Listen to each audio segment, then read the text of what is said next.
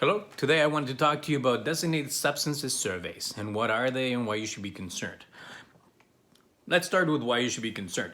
Designated substances have to be assessed before a project begins, basically to protect the workers. We'll go into a little bit more detail in a tiny little bit, but there are large fines that you can get if you have not completed these. There's one documented case about a $60,000 fine issued to a project owner for exposing workers to asbestos. The project owner pled guilty and was fined $60,000. Like that, there's many other fines that have been issued, like $29,000, some jail time possibly for project owners for not completing designated substances surveys and for not completing the proper asbestos checks. Now, the regulation that guides the designated substances survey is the designated substance regulation. That totally makes sense. The designated substance regulation is 49009 and basically highlights 11 different substances that are regulated. Among those substances, there's basically four main ones that we find within building finishes most of the time. And those are asbestos, lead, silica, and mercury. I'm not going to touch on silica and mercury, but silica is present on a variety of cement finishes. Anything that has any kind of sand in it basically will have some sort of silica level, and there are precautions for that.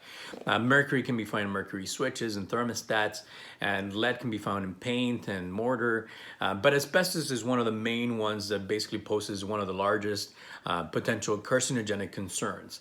Asbestos can lead to mesothelioma, it can lead to lung cancer, and can lead to asbestosis. So the regulation says that asbestos has to be properly assessed, and that means checking all the finishes that are going to be disturbed for asbestos before they are being disturbed.